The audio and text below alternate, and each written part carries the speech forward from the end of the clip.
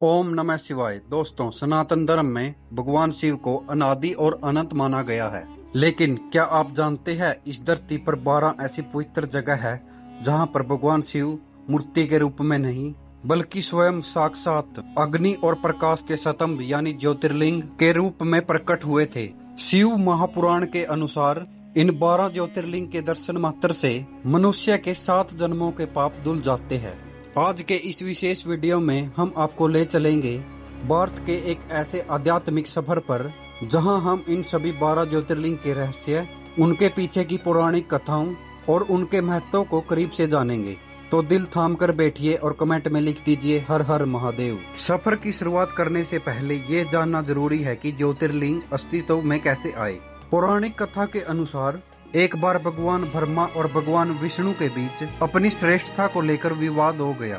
तभी दोनों के सामने एक विशाल अनंत और बेहद चमकदार प्रकाश का स्तंभ प्रकट हुआ। शिव जी ने कहा, जो इस स्तंभ का आदि या अंत ढूंढ लेगा वही श्रेष्ठ होगा। विष्णु जी नीचे की ओर और ब्रह्मा जी ऊपर की ओर, लेकिन दोनों को कोई अंत नहीं मिला। तब महादेव उस प्रकाश स्तंभ से प्रकट हुए। इसी प्रकाश के स्तंभ को ज्योतिर्लिंग कहा गया और पृथ्वी के कल्याण के लिए महादेव 12 स्थानों पर ज्योतिर्लिंग के रूप में स्थापित हो गए। अब हम आपको इन 12 ज्योतिर्लिंग के बारे में बताएंगे। हमारी यात्रा का पहला पड़ाव है गुजरात के वेरावल में स्थित सोमनाथ मंदिर, जिसे पृथ्वी का पहला ज्योतिर्लिंग माना जाता है। सोम का अर्थ है चंद्रमा। कथा के अनुसार राजा दक्ष के श्राप से जब चंद्रदेव का तेज खत्म होने लगा और उन्हें अक्षय रोग हो गया, तब उन्होंने इसी स्थान पर कठोर तपस्या की। महादेव ने प्रसन्न होकर चंद्रदेव को श्राप से मुक्ति दी।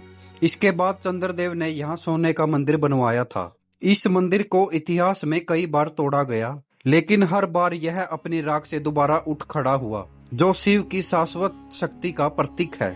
दूसरा है मल्लिकार्जुन ज्योतिर्लिंग। आंध्र प्रदेश के कर्नूल में कृष्ण नदी के तट पर श्रीशैल पर्वत पर स्थित है मल्लिकार्जुन ज्योतिर्लिंग। यहाँ मल्लिका का अर्थ है माता पार्वती और अर्जुन का अर्थ भगवान शिव से है। कहा जाता है कि जब कार्तिकेय जी अपने छोटे भाई गणेश जी के पहले विवाह होने से नाराज होकर क्रौंच पर्वत पर चले आए, तब उन्हें मनाने के लिए माता पार्वती और शिव जी यहाँ आए थे। पुत्र के प्रेम में महादेव यहाँ ज्योतिर्लिंग के रूप में स्थापित हो गए।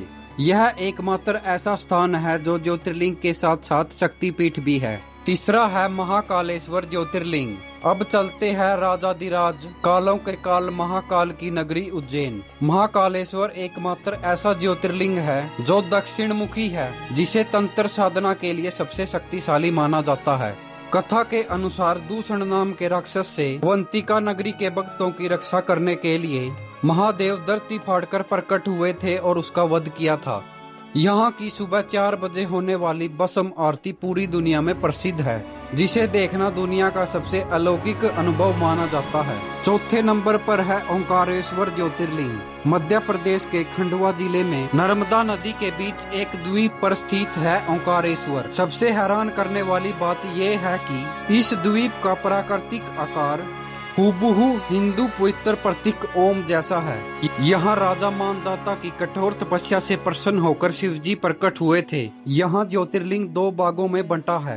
एक को ओंकारेश्वर, दूसरे को ममलेश्वर कहा जाता है, लेकिन दोनों को एक ही ज्योतिर्लिंग का रूप माना जाता है। पांचवा है केदारनाथ ज्योतिर्लिंग। हिमालय की गोद में मंदाकिनी नदी के तट पर स्थित केदारनाथ धाम 12 ज्योतिर्लिंगों में सबसे ऊंचाई पर है। महाभारत युद्ध के बाद पांडव अपने पापों से मुक्ति के लिए शिव को ढूंढ रहे थे। शिव जी उनसे छिपने के लिए एक बैल का रूप धारण करके यहाँ आ गए। जब भीम ने उन्हें पहचान लिया तो शिव जी धरती में समाने लगे। तभी भीम ने उनकी पीठ का त्रिकोणीय भाग पकड़ लिया। वही त्रिकोणीय रूप आज यहाँ पूजा जाता है। साल 2013 की भीषण आपदा में भी इस मंदिर का बाल बांका नहीं हुआ, जो इसके चमत्कारी होने का सबसे बड़ा प्रमाण है।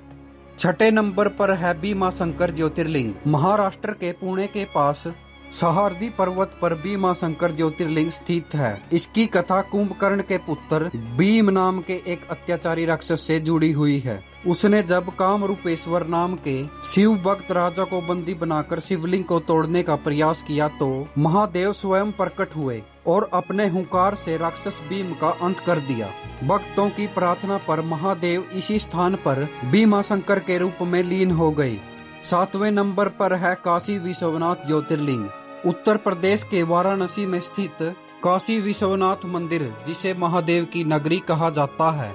मान्यता है कि काशी नगरी महादेव के त्रिशूल पर टिकी हुई है और प्रलय आने पर भी इसका विनाश नहीं हो सकता। यहाँ साक्षात भगवान शिव निवास करते हैं और माना जाता है कि यहाँ प्राण त्यागने वाले जीव को सीधे मोक्ष की प्राप्ति होती है। काशी के कण कण में शिव का वास है। 8वें नंबर पर है त्र्यंबकेश्वर ज्योतिर्लिंग। नासिक के पास स्थित त्र्यंबकेश्वर ज्योतिर्लिंग बाकी सभी ज्योतिर्लिंगों से बिल्कुल अलग है। यहाँ एक छोटे से गड्ढे में 3 छोटे छोटे लिंग है जो ब्रह्मा, विष्णु और शिव के प्रतीक है। ऋषि गौतम पर लगे गौ हत्या के झूठे कलंकों को धोने के लिए और गंगा माता को धरती पर लाने के लिए ऋषि गौतम ने यहाँ शिव जी की आराधना की थी। शिव जी के अनुरोध पर गंगा जी यहाँ प्रकट हुई और शिव जी त्र्यंबकेश्वर के रूप में यहाँ विराजमान हो गए। 9वें नंबर पर है वैद्यनाथ ज्योतिर्लिंग। झारखंड के देवघर में स्थित वैद्यनाथ धाम की कहानी लंकापति रावण से जुड़ी है। रावण महादेव को लंका ले जाना चाहता था। उसने घोर तपस्या की और अपने 9 सिर काटकर शिव जी को अर्पित कर दिए। जब वह 10वां सिर काटने लगा तो महादेव ने प्रकट होकर उसका हाथ थाम लिया और उसके सिर वापस जोड़ दिए। शिव जी ने वैद्य की तरह रावण को ठीक किया, इसलिए इन्हें वैद्यनाथ कहा गया। शिव जी ने रावण को एक शिवलिंग दिया, लेकिन शर्त रखी कि इसे रास्ते में जमीन पर मत रखना। लेकिन देवताओं की माया के कारण रावण को इसे देवघर में जमीन पर रखना पड़ा और यह हमेशा के लिए यहीं स्थापित हो गया। 10वें नंबर पर है नागेश्वर ज्योतिर्लिंग। गुजरात के द्वारका के पास स्थित नागेश्वर ज्योतिर्लिंग का अर्थ है नागों के देवता। शिव पुराण के अनुसार दारुका नाम की एक राक्षसी और दारुक नाम के राक्षस ने सुप्रिय नाम के एक परम शिव भक्त को कारागार में डाल दिया। सुप्रिय ने जेल में रहकर भी शिव नाम का जप नहीं छोड़ा। भक्त की पुकार सुनकर महादेव प्रकट हुए। उन्होंने राक्षसों का संहार किया और नागेश्वर के रूप में यहाँ स्थापित हो गए। 11वें नंबर पर है रामेश्वर ज्योतिर्लिंग। भारत के सुदूर दक्षिण में तमिलनाडु के रामेश्वरम द्वीप पर स्थित है। यह ज्योतिर्लिंग लंका पर चढ़ाई करने से पहले भगवान श्री राम ने रावण वध और ब्रह्मा हत्या के पाप से बचने के लिए माता सीता द्वारा रेत से बनाए गए शिवलिंग की पूजा की। श्री राम के आराध्य होने के कारण इस ज्योतिर्लिंग का नाम रामेश्वरम पड़ा, जिसका अर्थ है राम के ईश्वर। 12वें नंबर पर है गृष्णेश्वर ज्योतिर्लिंग। हमारी यात्रा का आखिरी पड़ाव है महाराष्ट्र के संभाजी नगर में एलोरा गुफाओं के पास स्थित गृष्णेश्वर ज्योतिर्लिंग, जिसे गुस्मेश्वर भी कहा जाता है। यह अंतिम और 12वां ज्योतिर्लिंग है। इसकी कथा गुस्मा नाम की एक परम शिव भक्त महिला से जुड़ी हुई है, जिसकी सौतेली बहन ने ईर्ष्यावश गुस्मा के बेटे की हत्या करके उसे तालाब में फेंक दिया था। बेटे की मृत्यु के बाद भी गुस्मा शिव भक्ति में लीन रही। उसकी अटूट भक्ति देखकर महादेव ने उसके पुत्र को जीवित कर दिया और गुस्मा के नाम पर हमेशा के लिए यहाँ ज्योतिर्लिंग के रूप में वास करने लगे।